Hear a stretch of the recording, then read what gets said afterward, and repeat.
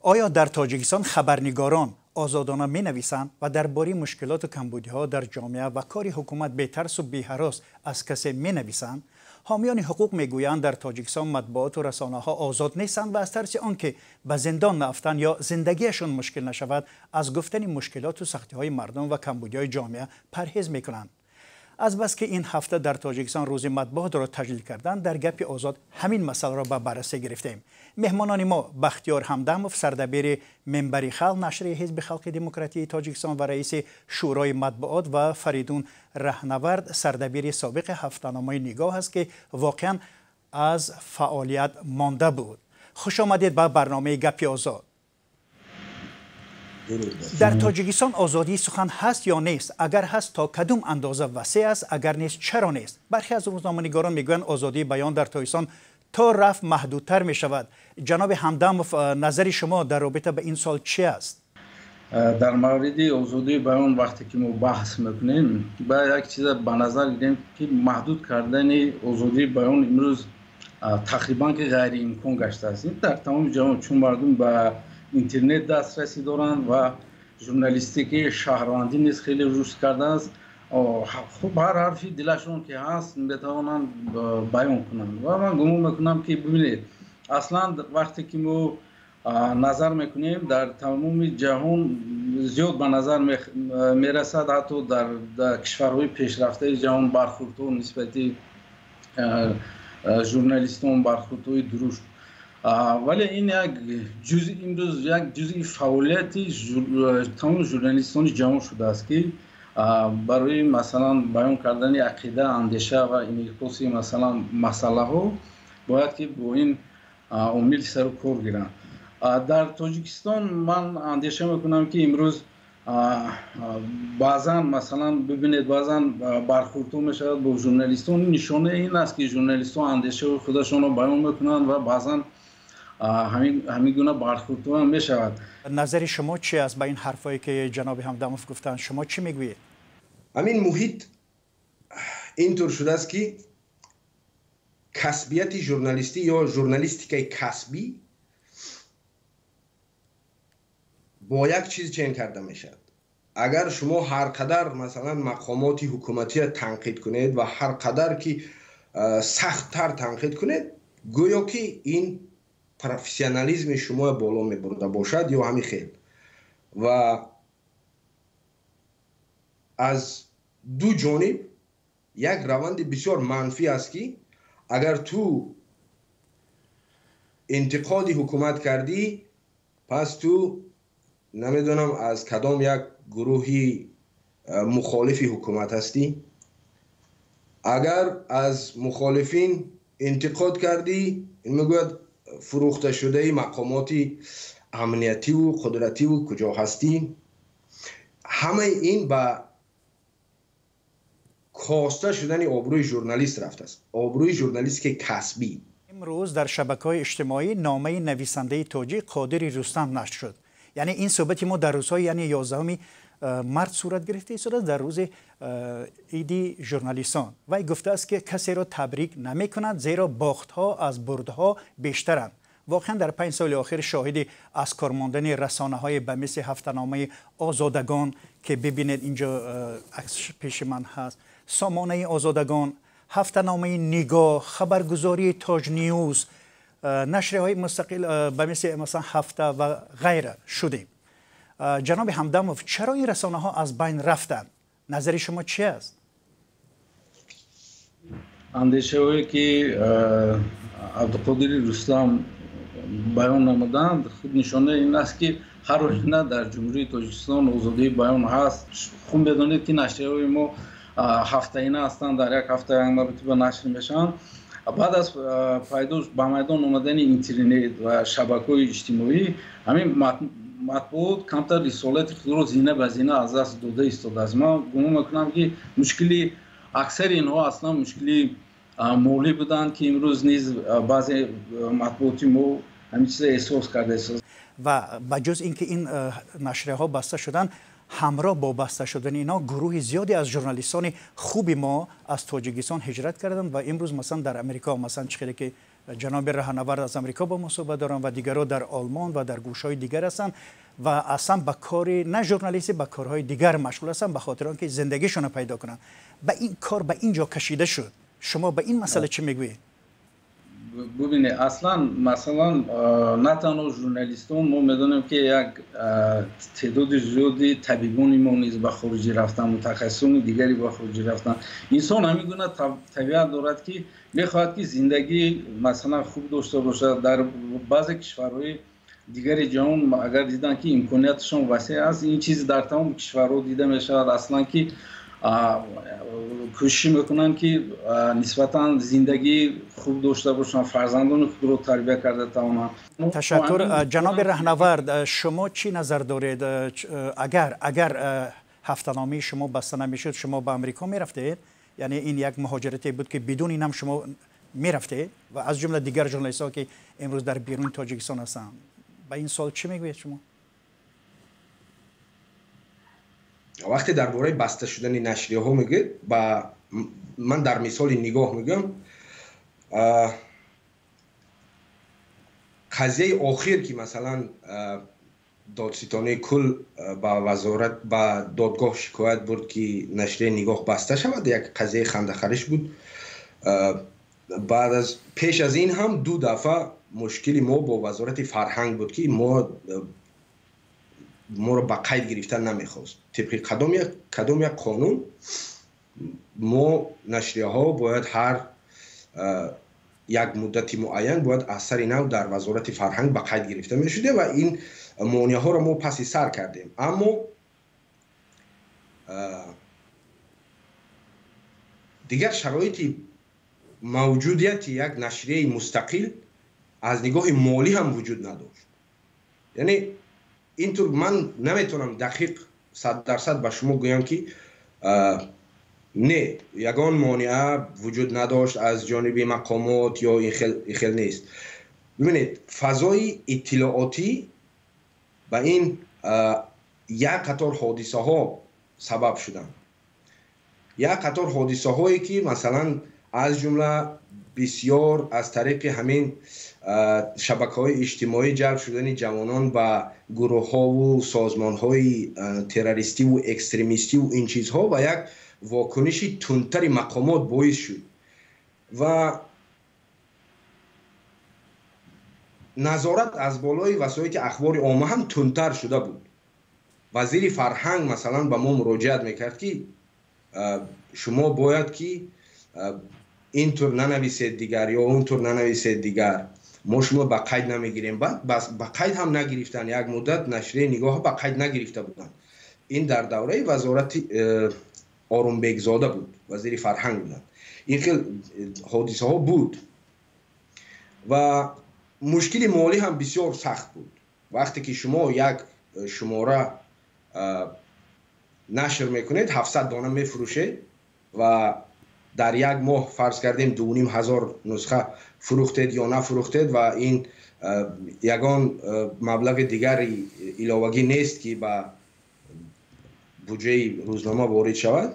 رکلام به شما کسی نمیدهد. دیگر شرایطی موجود بودن یک روزنامه نمیموند. این چیزها هم رد کرده نمیشد که مشکل مالی بود. شاید من میرفتم، شاید نمیرفتم، شاید به یگان کار دیگر مشغول میشدم.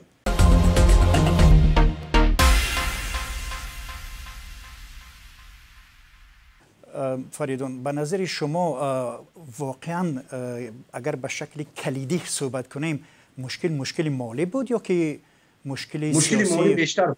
مشکل مالی بیشتر بود. پیش از این چیزها هم مسئله بسته شدن نشریه ها بود و حتی همون مؤسس وقتی که الکی اعلان کردن که تصمیم گرفتن نشریه نگاه بسته شود، اونجا هم یک اشاره کردن که ما میدونیم که یک چند نشریه دیگر هم بسته میشد. آزادگان بعد از ما خیلی فعالیت داشت، کسی نرفت پشت در آزادگان که بندد.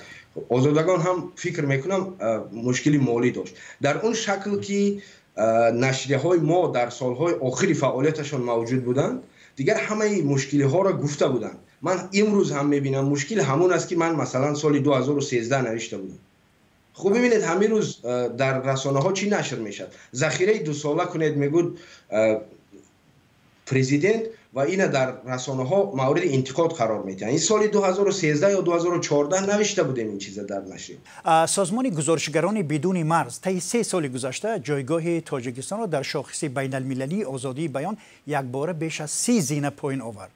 حالا تاجیکستان در رده‌بندی این سازمان در مقام 149 قرار دارد. سبب این چی بوده میتواند؟ جناب همدمов شما چی میگویید؟ من نمیدونم درباره کدام محدودیتی آزادی بیان امروز صحبت کردن ممکن است. من سردبیر هفته‌نامه هستم. وقتی که من مثلا فعالیت یک ژورنالیست محدود کردم و آزاد میتواند در فیسبوک مثلا اندیشه‌اش بیان کند که من دیگر مثلا حقوقی حتی محدود کردن و ایراد گرفتن نسبتی اندیشه اونا ندارم و اگر باور کنید همین خیلی بسیار وقت همین خیلی هم در بعضی حالتون میشه. گپ درباره اون است که ما درباره وقتی که تحقیر گام بزنیم این در همه جا هست. شما ببینید سال 2020 274 نفر ژورنالیستو در حبس کرده شدند. تقریبا 50 ژورنالیست کشته شدند که از 2-3 آنها در کشورهای امن کشته شدند، نه در اونجایی که مثلا جنگ و خشونت وجود دارد. ما باید که همین چیزها رو در مقایسه باید بینیم. من اندیشه میکنم که امروز در جمهوری تاجیکستان هر آینه وقتی که ما و شما صحبت میکنیم، من آزادانه مثلا یک سردبیر هفته‌نامه حزبی با شما صحبت کرده استودم یا یک نفر دیگر اندیشش طوری که شما گفته سر بیان کرده از در مورد مطبوعات، این معنی اون رو دارد که هر آینه در جمهوری تاجیکستان زمینه‌های آزادی بیان است و این ارزشی مهمترین دموکراسی هر آینه رعایت می شود. جناب فریدون، شما با این سوالی که ما دادیم چی نظر دارید که شاخص یعنی که وضع مطبوعات تاجیکستان یک بار به 30 زینه پایین رفته است؟ نظرتون چی است؟ ضعف جامعه شهروندی هست که یک چند قضیه ها با باعثی مثلا حبس ژورنالیستان شدند. دلیر شریفوف بود فکرم. این چیزها خب مسلم است که در شاخصی مثلا بین المللی کدام یک معلومات های بین المللی به نتیجه نمیموند. مثلا اینو حتما به روی خط وارد کردن و تاجیکستان چند زینه پایین بردن این چیزها. وقتی که جامعه شهروندی تاجیکستان بسیار ضعیف است و از روزنامه مستقلش مثلا پروا ندارد، اگر یک روزنامه‌ای که موضوعهای مبرمترین روز برای شما مینویسد در یک کشوری که حداقل در همون شهر دوشنبه یک نمیدونم 800,000 شاید باشد، شاید 1 میلیون نفر زندگی میکنند، شما 700 نسخه روزنامه داشته باشید، این ضعف جامعه شهروندی است که اصلا نشریه نمیخوانند. امروز ببینید کتاب 30 نسخه نشر شده است، کتاب یکی از نویسنده 30 نسخه نشر شده است که به دوستاش تقدیم کنند. با تئاتر کسی نمیرد امروز، میفهمید؟ تئاتر امروز بسته شود کی میبرد میگوید که تئاتر ما نیست. کسی پروا ندارد از این چیزها.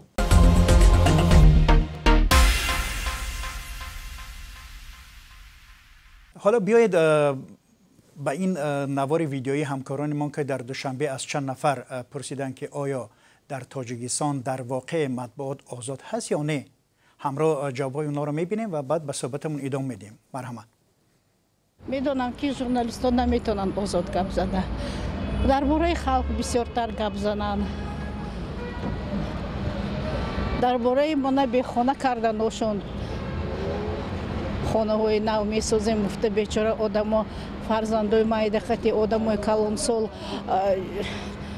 مجبور میشوند در خانه های وای اجاره زندگی کنند. با فکر ما آزاد نیستم. اگر آزاد میبودم بسیار چیزا رو مثل اینترنت در وقت میدروی گپای هر خیله میروه، گپایی که این مینا کدام کمبودی هازی هست همون گپ نمیروه. با فکر ما آزاد است.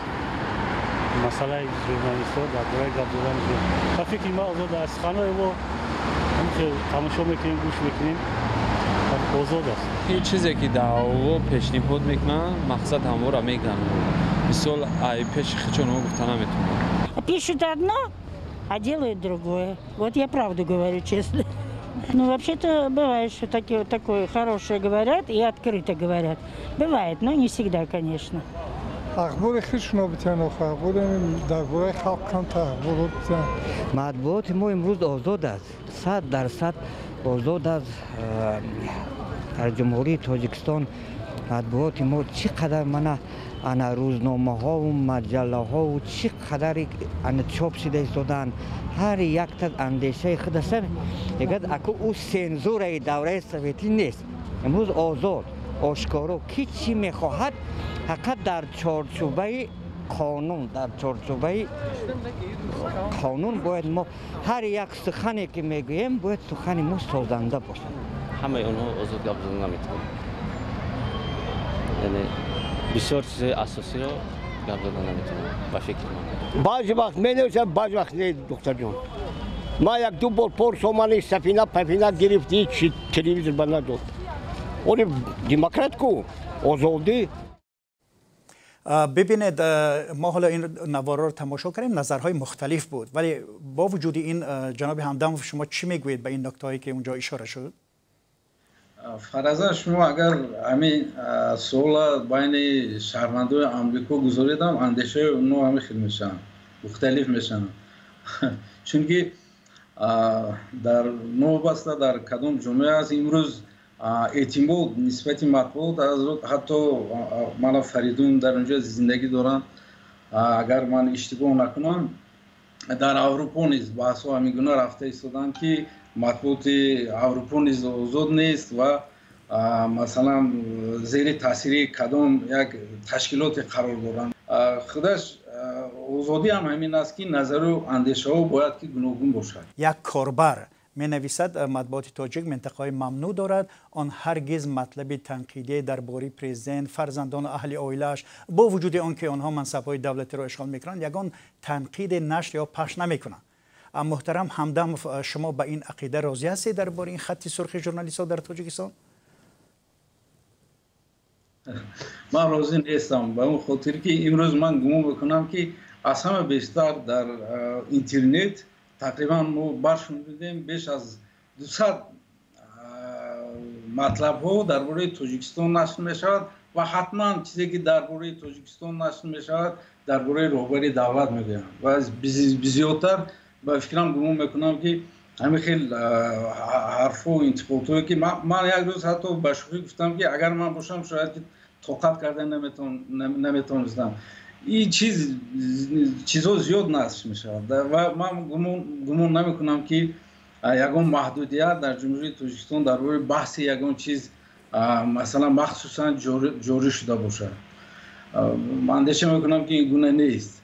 جناب رهنورد شما به عین همین سوال چی نظر دارید؟ چی میگویید؟ عین همین سوال اگر در تاجیکستان اگر امروز از این مشکل نمیگویند پس این خود سنزور ژورنالیست ها است. اگر اینطور یک فکت باشد و ژورنالیست ننویسد پس سنزور میکند، وجود دارد پس سنزور. شما به همین حرفا شرحی که جناب همدم دادن راضی هستید به نکتهایی که اون کس حالا بیان داشتن؟ نکته هایی که من نفهمیدم، این کس گفتن که در اینترنت نشر میشد. من در اینترنت فکر نمی کنم که در اینترنت ژورنالیستیک کسبی به این چیزها دخل داشته باشد. من عادتا فقط همین رسانه‌های الکترونی هم از اینترنت آگاه میشم. نمیدونم که در مطبوعات نشر میشد یا نه. در اینترنت اونهای در این باره ها گپ میزنن درباره نمیدونم خش و تباری و درباره کروپسیا و درباره این چیزها. اینها ژورنالیستیک کسبی ندارن اساسا. اینها دایره های مثلا علاهیده مخالفین حکومت تاجیکستان در این باره گپ میزنن که من اونها با وسایل اخبار عامه وارد نمیکنم. مثلا اینها من رسانه حساب نمیکنم. اینها بیشتر پروپاگاندایی حزبی مخالف دارن، گروه های مخالف دارن. اینها رسانه نیستن. ما درباره داخل تاجیکستان در نظر داریم، یعنی در داخل ژورنالیست‌ها چنین جرأتی دارن که در این مسائلی که حالی که نامبر کردیم نویسن، آزادانه بررسی کنند. نه در تاجیکستان من فکر میکنم که ژورنالیست‌ها نمی‌نویسن در این باره.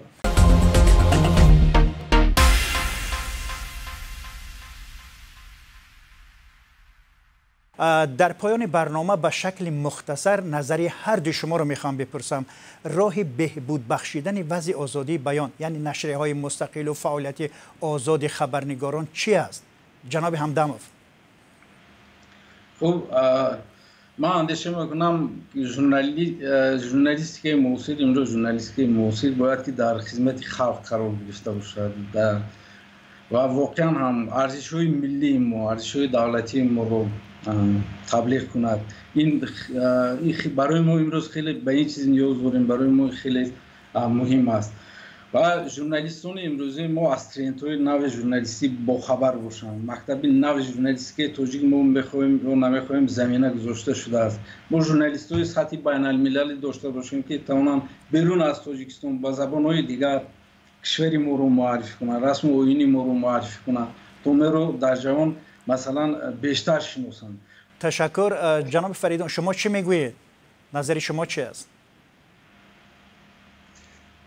اگر برای جامعه یک نشریه مستقل لازم باشد این با وجود میبیاد. شخصیت های پیدا میشن که یک نشریه مستقل واقعا میسازن. هر وقتی که طلبات پیدا شد ما هم نشریه های مستقل تولید میکنیم، هم تئاترها تولید میکنیم، هم سینمای ما پیدا خواهد شد. ما همه این چیزا فقط در حالتی که ما خودمو درک کنیم پیدا میکنیم. جامعه درک نکرده است. چرا مثلا جامعه به این حال گرفتار شد؟ چرا مثلا این شما میتونید همچون یک خبرنگاری که چندین سال در داخل تاجیکستان بودید چگونه شرح میدید؟ چرا تاجیکستان به این حالت گرفتار شد؟ جامعه تاجیکستان به این حال گرفتار شد؟ ببینید من از این حالت بسیار شرمم می اومد وقتی در نگاه کار میکردم. ما پرس کانفرانس های آنلاینی داشتیم. پرس کانفرانس های آنلاینی داشتیم. ما کارگردان برزو عبدالرزاق وقتی که به اداره نشریه دعوت کردیم و خواننده ها آنلاین سوال دادن، همه میپرسید که آیا نماز میخوانی؟ چرا ریش نمیمونی؟ میفهمید؟ این جامعه همه خیل شده است. سببش شاید از بیسوادی باشد، سببش شاید از ناخواندن باشد، از کارگردان یک مسئله خصوصی میپرسن، مثلا چند زن داری نمیدونم، از با فکرم رئیس کمیته زنان بودن آمده بودن چندین نفر پرسیدن که به ما یک دختره که با آداب نمازخوان یابد که ما زن گرفتن میخواهیم. میفهمید؟ تشکر. در همین جا برنامه را به پایان میبریم. مهمانان ما بختیار همدموف سردبیر منبر خلق نشریه حزب خلقی دموکراتیک تاجیکستان، رئیس شورای واوی تاجیکستان و فریدون رهنورد سردبیر سابقه هفته‌نامه نگاه از امریکا. و من میرزا نبی خالقزاد بودم که برنامه را پیش میبردم. خدا نگهداری شما.